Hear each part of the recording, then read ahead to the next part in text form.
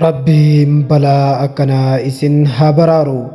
Guyyoota lamaan duratti obboleettii teenya isin argitan tana booftii miila isiidhaa osoo isiin quba hin qabaatin hiddee yookiin ciniine.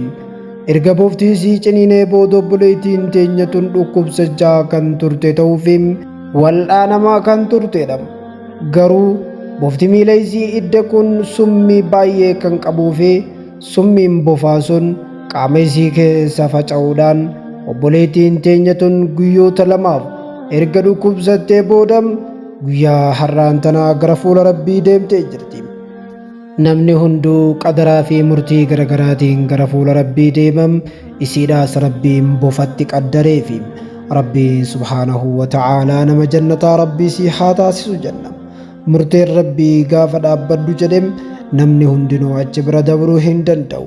Obboleettiin teenya tunis nin jiraadha jettee abdii godhaa turte, garuu ammoo boofti summiin isaa hamaa waan ta'eef Rabbiinis murtii du'a isii achirratti waan qabeef baraaramuu hin dandeenye.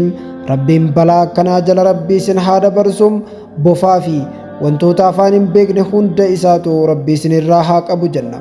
Makhluuqa isaa kana mara isaa Rabbiitu ajaja waan ta'eef Rabbiin isinii fi uumama isaa kana addaan isin haa eegu. Balaa kanaa Rabbi isin irraa haa qabu. Du'a dingataa, du'a tasaa, balaa tasaa Rabbi isin haa baraaru isiniin jenna.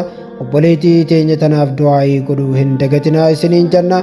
Allahumma ighfir lahaa warhamhaa wa'aafihaa wa'fu anhaa وأكرم نزلها ووسع مدخلها واغسلها بالماء والثلج والبرد ونقها من الخطايا كما ينقى الثوب الأبيض من الدنس وأبدلها دارا خيرا من دارها وأهلا خيرا من أهلها وزوجا خيرا من زوجها وأدخلها الجنة وقها فتنة القبر وعذاب النار إنا لله وإنا إليه راجعون.